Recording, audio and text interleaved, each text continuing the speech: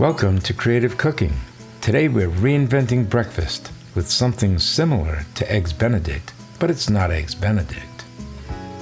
I always start by making the Hollandaise sauce first, and for that we need to separate some eggs.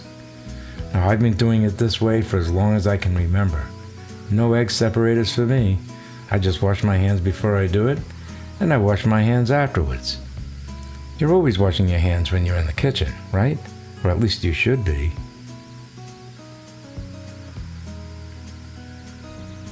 You're also going to need some butter and lemon juice. Now take a look at this slide here, and that'll give you the ratio per egg yolk of what you need for lemon juice and melted butter. And don't forget, if you're using unsalted butter, you would want to put a pinch of salt in there, about a quarter teaspoon. But not for one egg yolk, just a little pinch, okay? And we're going to place these in the blender, but I'm going to explain something to you about blenders. They want to see a little bit more volume of liquid or whatever it is you're putting in the blender than what you see here. So in order for the blades to make contact with the liquid egg yolks, you're going to have to tip this on about a 45-degree angle, 30 to 45 degrees. That'll change the way the liquid is in relation to the blades. They'll make contact. You'll want to beat those for about 30 seconds until they start to lighten in color. And the reason they're lighting in color is because of the air that's being whipped into them. At that point, leave the blender running and start drizzling in that hot butter. And do it very slowly at first. And after you get about halfway through, you can add it a little bit faster, but understand what's happening here with the hot butter. It's basically cooking the egg yolks, but only partially. In fact, I would say the hot butter is tempering the eggs. If you put it in too fast, you'll have scrambled eggs.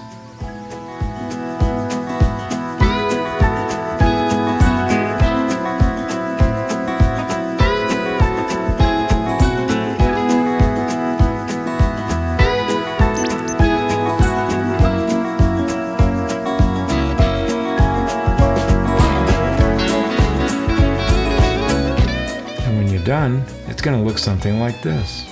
A nice, rich, creamy, delicious sauce. Keep that warm by just putting it in a pot of hot water. Just standing in hot water is all you need. Now we're going to prepare the next ingredient. And here we are. We're creating a condiment. This is not the main attraction. We're actually using meat as a condiment, if you can believe that. So what I have here is a little bit of red bell pepper, but you can use green, or you could use jalapenos, whatever works for you. And I have 2 Italian sausage links. These are the sweet Italian sausage, not the hot one.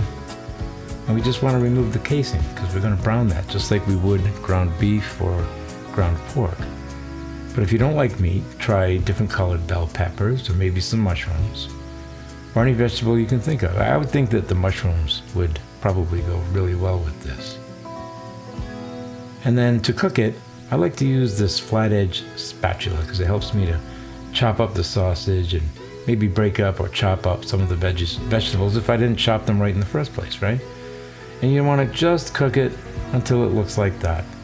And when it's done, just set it aside and keep it warm. But that little iron pan will keep it warm while we finish up here. As for the eggs, this is a little trick that I learned from Jaques Pepin, and that is to use a push pin to make a small hole on the wider end of the egg yolk. Do that for each one. And you might ask, well, what's the point in doing that? Well, let me explain. When you put those eggs in boiling water, the gases inside that egg will start to expand. And you'll see that when you put that into the boiling water, you'll almost immediately see bubbles coming out of that hole. And that's those expanding gases. That will prevent the eggs from cracking while they're boiling.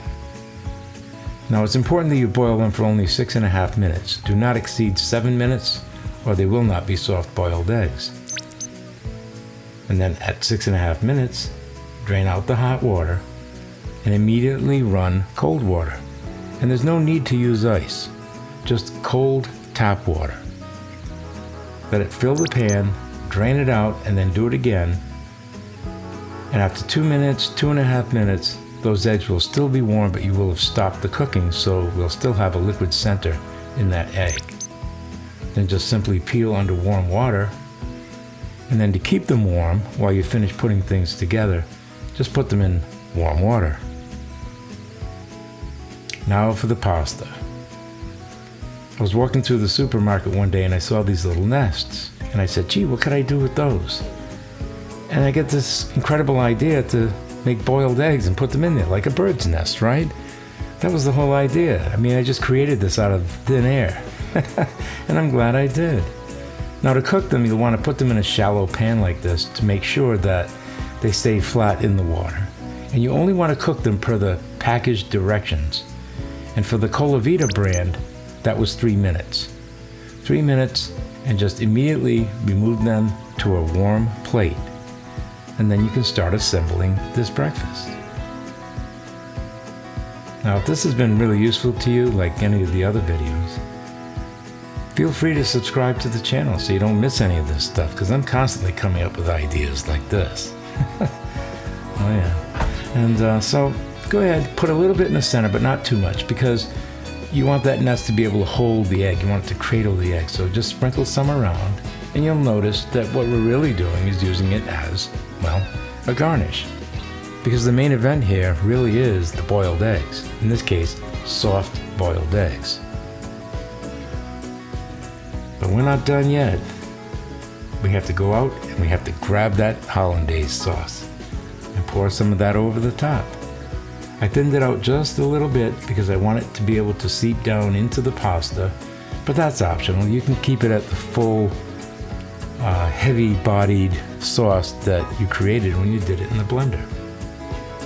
Just dribble it all over, and since I'm making 2 plates like this, I can only use half that sauce. I would use more otherwise because it's so good. And then you'll want to garnish that with a little black pepper and maybe a little red pepper flake, just to give it some color and some heat. And basically, that's it for the dish. But I'm not done with you yet. I want to show you what these eggs look like in the center when you cut them open. You'll notice that they're very soft, and when you cut them open, look at that nice creamy center. In fact, I probably could have cooked this for about 15 seconds less. But they're beautiful. They're beautiful just like this with salt and pepper. So I hope you enjoyed the video, and I hope you join us each week for more great videos made for people who like to cook. Until then, bon appetit.